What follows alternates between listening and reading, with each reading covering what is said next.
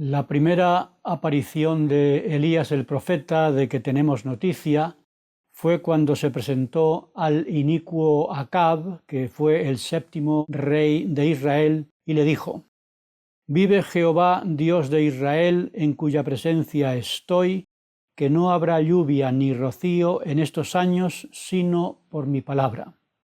Elías tenía el poder de sellar o cerrar los cielos para impedir que lloviera sobre la tierra si esa era su voluntad.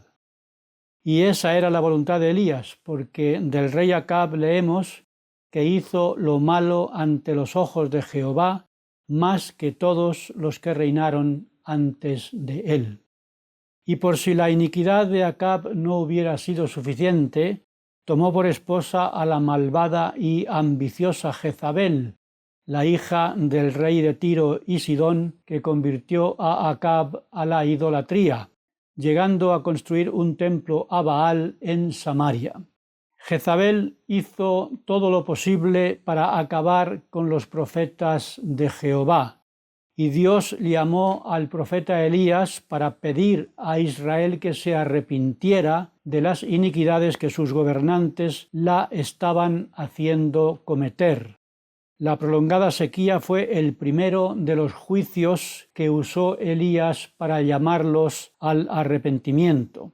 Y Jehová dijo a Elías que se escondiera en el arroyo de Kerit, que está frente al Jordán, y vivió allí alimentado milagrosamente por unos cuervos que Jehová mandó que le llevaran carne y pan mañana y tarde. Elías bebía del arroyo, y cuando el agua se agotó por la sequía, Jehová le dijo: «Levántate y vete a Sarepta de Sidón, y habitarás allí, porque yo he mandado a una mujer viuda que te sustente». Elías se fue a Sarepta, y cuando llegó a la puerta de la ciudad vio a una mujer que recogía leña, y él la llamó y le dijo: «Te ruego que me traigas un poco de agua para que beba, y te ruego que me traigas también un bocado de pan en tu mano». Y ella respondió: «Vive Jehová tu Dios, que no tengo pan cocido, solo tengo un puñado de harina en la tinaja y un poco de aceite en una vasija, y ahora recogía unas ramas con las que prepararlo para mí y para mi hijo, para que lo comamos y muramos». Elías le dijo: «No tengas temor, ve y haz como has dicho, pero hazme primero a mí una pequeña torta cocida junto al fuego y tráemela. Y después harás para ti y para tu hijo, porque Jehová Dios de Israel ha dicho así: la harina de la tinaja no escaseará, ni el aceite de la vasija disminuirá hasta el día en que Jehová haga llover sobre la faz de la tierra». Sarepta estaba en la costa del Mediterráneo entre Tiro y Sidón, en lo que ahora se llama el Líbano. En aquel entonces se llamaba Fenicia y estaba situada fuera de los límites de Israel. Aquella mujer era viuda y solo tenía un poco de harina para alimentarse ella y su hijo. La petición de Elías de que preparara comida para él fue una forma de probar la fe de la mujer. Ella pasó la prueba, y la promesa de Elías de que la tinaja de harina y la vasija de aceite no quedarían vacías durante el período de escasez se cumplió, y leemos que comieron ella, su hijo y Elías muchos días.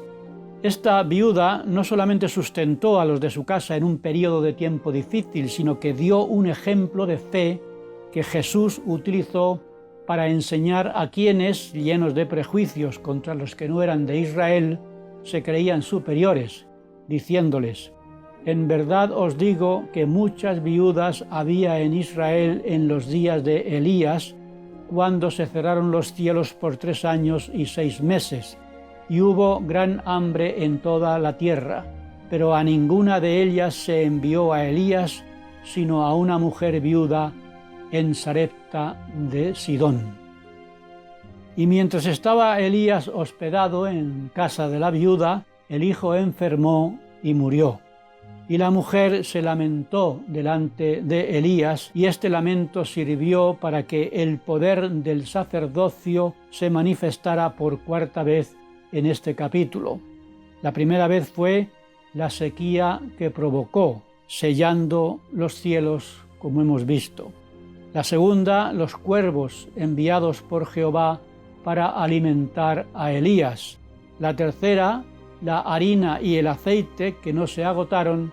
Y la cuarta, que Jehová escuchara la petición de Elías de que hiciera volver el espíritu del niño a su cuerpo y reviviera. Las palabras de agradecimiento de la mujer al ver a su hijo vivo de nuevo son un ejemplo de fe y devoción por Dios y por su profeta para los que se consideran el pueblo de Dios. Ahora conozco que tú eres varón de Dios y que la palabra de Jehová es verdad en tu boca. Si comparamos a la viuda de Sarepta con Jezabel, la esposa idólatra de Acab, podemos ver la diferencia entre los que dan gracias por los profetas que Dios nos manda y quienes los apartan y tratan de eliminarlos de sus vidas. Y un ejemplo de apoyo a los profetas era también Abdías, el gobernador de la casa del rey Acab, que, arriesgando su vida, escondía a los profetas en cuevas para protegerlos de Jezabel y los sustentaba con pan y agua. Leemos que en el tercer año de la sequía dijo Jehová a Elías: «Ve, muéstrate a Acab, y yo haré llover sobre la faz de la tierra». La sequía era tan grave, después de aquellos 3 años, que Acab, el rey, y Abdías, su principal mayordomo, recorrieron personalmente el país, Acab por un lado y Abdías por otro, en busca de agua en los arroyos y también de hierba que creciera junto a ellos para alimentar a los caballos y a las mulas y salvarlas así de la muerte. Y Abdías se encontró con Elías por el camino y postrándose sobre su rostro dijo: «¿No eres tú mi señor Elías?». Y Elías le respondió: «Yo soy. Ve y di a tu amo: aquí está Elías». Abdías era gobernador de la casa del rey, responsable de organizar las entrevistas del monarca. Por esta razón, Elías dijo a Abdías que quería tener una entrevista con el rey Acab. Acab pensaba que Elías era el responsable de la sequía y del hambre que estaba provocando, y por esa razón Acab buscaba a Elías por todas partes. Aparentemente, Acab tenía mucho poder y autoridad entre las naciones vecinas, porque les pidió que le aseguraran que no estaban escondiendo a Elías o que no sabían dónde estaba. Sin embargo, a veces alguien informaba haber visto al profeta y para cuando Acab llegaba al lugar, Elías ya había desaparecido. Acab entonces mataba a la persona que había dicho haberlo visto. Por eso Abdías tuvo miedo de organizar el encuentro entre Elías y Acab, porque si después de organizarlo Elías no aparecía, Acab no vacilaría en hacerlo ejecutar. Pero Elías prometió a Abdías que se presentaría ante el rey. Cuando se produjo el encuentro entre el rey y el profeta, Acab dijo a Elías: «¿Eres tú el que turbas a Israel?». Y Elías respondió: «Yo no he turbado a Israel, sino tú y la casa de tu padre, dejando los mandamientos de Jehová y siguiendo a los Baales. Envía pues ahora y congrégame a todo Israel en el monte Carmelo, y los 450 profetas de Baal, y los 400 profetas de Asera, que comen de la mesa de Jezabel». Tanto Acab como Jezabel culpaban a Elías de la sequía y del hambre porque el profeta había sellado los cielos para que no lloviera. Pero Elías dejó claro que la responsabilidad era de Acab por haberse apartado del verdadero Dios y haberse ido tras los falsos dioses. Por eso Elías preparó todo para que el pueblo fuera testigo de que era la idolatría la verdadera causa de sus males, y esta demostración se haría en el monte Carmelo, que con sus 600 metros sobre el nivel del mar se levanta lleno de belleza en aquel lugar. El pueblo necesitaba esa demostración, como la necesitan todos los pueblos gobernados por políticos corruptos que, como en el caso de Acab y Jezabel, echan la culpa de los males del pueblo a los demás. Los israelitas temían a Jehová y no se atrevían a abandonarlo totalmente, llevando una religiosidad superficial, y temían también al rey y a la reina y se veían obligados a seguir y apoyar sus políticas corruptas. Y fue a los hijos de Israel, con sus falsos profetas presentes, a quienes se dirigió Elías cuando Acab los convocó en el monte Carmelo. Y el profeta les dijo: ¿Hasta cuándo claudicaréis vosotros entre dos pensamientos? Si Jehová es Dios, seguidlo, y si es Baal, id en pos de él. Y, como suele ocurrir, el pueblo no respondió palabra. Y este era el gran problema de Israel, y es el problema de todos los pueblos, que la mayoría de sus dirigentes son corruptos y el pueblo no dice nada. Elías el profeta quería que el pueblo abandonara su actitud irresponsable y ese era el momento para lograrlo. Elías dijo así al pueblo: «Solo yo he quedado profeta de Jehová, pero de los profetas de Baal hay 450».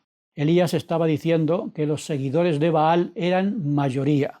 Y después de pedir que pusieran el animal a sacrificar sobre la leña, pero sin poner fuego, dijo a los profetas de Baal: «Invocad a vuestros dioses y yo invocaré a Jehová.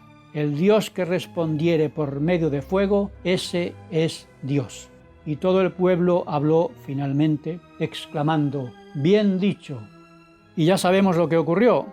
Los profetas de Baal fracasaron en sus intentos de que su Dios respondiera a sus invocaciones desesperadas, y entonces Elías pidió al pueblo que se acercara para que vieran cómo preparaba el altar, que por falta de uso estaba en ruinas.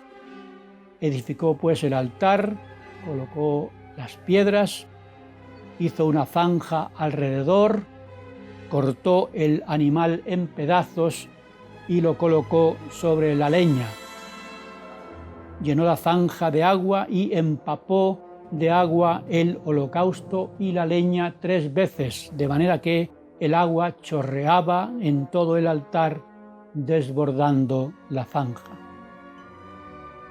Y entonces dijo Elías: «Jehová, Dios de Abraham, de Isaac y de Jacob, sea hoy manifiesto que tú eres Dios en Israel y que yo soy tu siervo, y que por mandato tuyo he hecho todas estas cosas. Respóndeme, Jehová, respóndeme, para que conozca este pueblo que tú, oh Jehová, eres el Dios, y que tú vuelves a ti el corazón de ellos». Y el resultado fue que cayó fuego del cielo, el fuego de Jehová, que consumió no solo al animal, sino también la leña, las piedras y toda el agua que había en la zanja. Y ante esta manifestación de poder, el pueblo por fin dejó de claudicar o de dudar entre dos pensamientos, y postrados en tierra exclamaron: «Jehová es el Dios, Jehová es el Dios». Elías entonces acabó con todos los profetas de Baal y después subió a la cumbre del Carmelo y con una oración a Jehová hizo que lloviera de nuevo sobre la tierra. Cuando Acab informó a Jezabel sobre todo lo que había pasado en el monte Carmelo y cómo Elías había matado a todos los profetas de Baal, Jezabel envió el siguiente mensaje a Elías: «Así me hagan los dioses y aún me añadan, si mañana a estas horas no he puesto yo tu vida como la vida de ellos». A la corrupta Jezabel no le importaba lo que contaría su esposo sobre el fuego milagroso que bajó del cielo. Lo único que sentía era unas ansias de venganza y su deseo de matar al profeta de Dios. Y Elías tuvo que escapar por su vida. El profeta huyó primero al territorio de Judá en Beerseba y luego al monte Horeb en Sinaí, a unos 200 kilómetros más al sur. Elías o ayunaba o recibía alimento proporcionado por el Señor durante ese tiempo. Y debe haber sido un periodo de gran soledad para Elías. Los hombres lo buscaban para quitarle la vida y él mismo creía que era el único profeta fiel que quedaba en Israel, de manera que se escondía en una cueva. Y cuando buscaba la compañía de Jehová que le ayudara a superar su soledad, aprendió que Jehová no estaba en el viento, ni en el terremoto, ni en el fuego, sino en un sonido apacible y delicado, que es donde debemos buscar a Dios todos, no fuera en el mundo, sino en nuestro interior, en la paz de nuestra alma. Y Jehová le dijo: «Vuélvete por tu camino y a Eliseo ungirás para que sea profeta en tu lugar». Y halló a Eliseo que araba el campo con 12 yuntas y echó sobre él su manto. El manto del profeta representa el llamamiento y oficio de profeta. Después de eso, después de recibir el manto, Eliseo siguió a Elías y le servía. Y eso es lo que se espera de nosotros, como dijo Elías al pueblo: «Si Jehová es Dios, seguidle». Y seguimos a Dios cuando seguimos a quien Dios ha dado la autoridad del sacerdocio para actuar en su nombre, como hemos visto hacer a Elías, el profeta de Dios. Sigamos pues a Dios por medio de su profeta.